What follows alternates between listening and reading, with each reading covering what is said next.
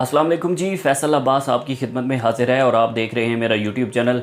नाजरीन, supreme court के chief justice Umar Ata Bandial साहब से जो है वो इस्तीफ़े का मुतालबा किया गया है और उन्हें जो उन पर प्रेशर डाला जा रहा है और मुख्तलिफ़ किस्म के सोशल मीडिया अकाउंट्स से ये ट्वीट्स की जा रही हैं कि उमर अता बंदयाल को जो है वो इस्तीफ़ा देना चाहिए। उन्होंने जो इलेक्शन कमीशन के फ़ैसले को मुस्तरद किया है और इलेक्शन जो है उन्होंने इलेक्शन अनाउंस किया है, इलेक्शन की डेट को अनाउंस किया है, तो उस हवाले से जो है वो मरीम नवाज़ के ग्रुप से और मरीम नवाज़ ने इस हवाले से एक ट्वीट भी किया है और मरीम औरंगज़ेब जो हैं उन्होंने एक प्रेस कॉन्फ्रेंस भी किया और उसमें भी उन्होंने मुतालबा किया है कि इसमें चीफ जस्टिस उमर अता बंदयाल को जो है वो इस्तीफ़ा देना चाहिए। सबसे पहले मैं आपके सामने जो है वो मरीम नवाज़ का वो ट्वीट रखता हूँ कि मरीम नवाज़ ने जिसमें मुतालबा किया है कि इसमें चीफ जस्टिस उमर अता बंदयाल को जो है वो इस्तीफ़ा देना चाहिए। इससे पहले भी हम देख चुके हैं कि मरीम नवाज़ अपने जलसों में जो है वो हाज़िर सर्विस जजेस की तस्वीर चला देती हैं, हाज़िर सर्विस जजेस को जो है वो किस तरह से थ्रेट करती हैं। सबसे पहले मरीम नवाज़ ने जो ट्वीट किया है वो बड़ा अहम है। मरीम नवाज़ अपने ट्वीट में लिखती हैं कि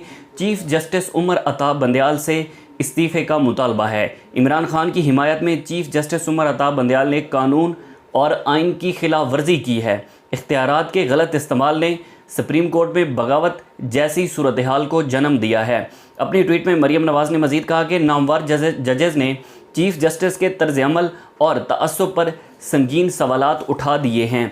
मरीम नवाज़ जजेस पर जो है वो हाज़िर सर्विस की जजेस की तस्वीर अपने जलसों में चलवा देती हैं। अब चीफ जस्टिस ऑफ पाकिस्तान से जो है वो इस्तीफ़े का मुतालबा कर रही हैं। मुतालबा किस लिए कर रही हैं कि उन्होंने आइन और कानून के मुताबिक जो है वो 90 रोज़ के अंदर इलेक्शन करवाने का जो हुक्म दिया है और इलेक्शन कमीशन ने डेट एक्सटेंड की थी और फिर सुप्रीम कोर्ट ने उसे मुस्तरद किया है, तो वो कहती हैं कि ये आइन और कानून के ख़िलाफ़ है क्योंकि सुप्रीम कोर्ट के जजेस के अंदर बड़ा क्लैश पड़ चुका है। पहले हमने देखा कि 9 रुकनी बेंच था, 7 रुकनी 5, फिर 3 रुकनी बेंच आके बचा, जिसने वो जजेस जो कि आइन और कानून के साथ खड़े हुए, जिन्होंने सुप्रीम कोर्ट पर लगे परचम को सरबुलंद किया और उन्होंने फैसला दिया। अब इस हवाले से जो है वो मरीम नवाज़ और उनका ग्रुप बड़े प्रेशर डाल रहा है। डिफरेंट सोशल मीडिया अकाउंट से जो है वो ट्वीट्स भी की जा रही हैं। दूसरी जानिब आज chief justice of Pakistan justice Umar Ata Bandial पर जो है वो एक जुडिशल कमीशन बनाने का रेफरेंस दायर किया गया है एक सिप्तैन नामी शख्स से, कि उन्होंने कहा है कि जो चीफ जस्टिस ने एक फ़ैसला किया है वो फ़ैसला आइन और कानून के ख़िलाफ़ है। इस हवाले से उन्होंने रेफरेंस दायर किया है। ज़ाहिर है सबको पता है कि मरीम नवाज़ इन सब चीज़ों के पीछे हैं। तो उसके बाद एक बड़ी अहम डेवलपमेंट हुई है सुप्रीम कोर्ट में कि जो अपना सुप्रीम कोर्ट के जज हैं जस्टिस अतर मिनल्ला, उन्होंने अपना एक इख्तलाफी नोट दिया है और उस इख्तलाफी नोट में उन्होंने जो है वो जस्टिस उमर अता बंदयाल के फ़ैसले पर बड़े संगीन सवालात उठाए हैं और बड़ी अहम इंकशाफात किए हैं। 25 सफ़ात पर मुश्तमिल चीफ जस्टिस उमर अता बंदयाल के फ़ैसले के ख़िलाफ़ इख्तलाफी नोट आया है जस्टिस अतर मिनल्ला का। इसमें जो चंद एक नुकात हैं वो मैं आपके सामने रखता हूं कि जो जस्टिस अतर मिनल्ला हैं उन्होंने क्या लिखा है। जस्टिस अतर मिनल्ला अपने इख्तलाफी नोट में लिखते हैं कि इस किस्म के एतराज़ से अवाम की अदालत पर एतमाद पर असर पड़ता है और तहरीक इंसाफ की दरख्वास्त पर कार्रवाई शुरू करना कबल अज़ वक्त थी। यानी कि तहरीक इंसाफ की जानब से जो पिटिशन दायर की गई थी उस पिटिशन पर वो कहते हैं कि कार्रवाई करना कबल अज़ वक्त है। दरख्वास्त पर कार्रवाई शुरू करके सियासी स्टेक होल्डर को अदालत पर एतराज़ उठाने की दावत दी गई और अदालती कार्रवाई के दौरान भी अदालत में एतराज़ात दाखिल कराए गए। इससे पहले 2 जजेस का इख्तलाफी नोट आ चुका है। चीफ जस्टिस ने जो आज खुद नोटिस लिया था उसके बाद अब जस्टिस अतर मिनल्ला लगाया है।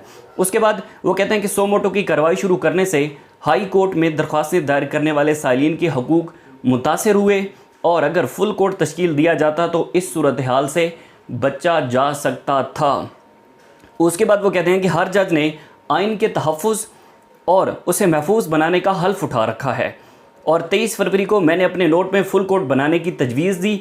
आवाम के अतमाद को कायम रखने के लिए फुल कोर्ट जो है वो तश्कील दिया जाता है। उसके बाद उन्होंने कहा कि आर्टिकल 1 की तशरीह के दौर से नताइज मुरतब हुए। तहरीक इंसाफ ने इस्तीफ़ों की मंजूरी के लिए पहले अदालतों से रिजू किया।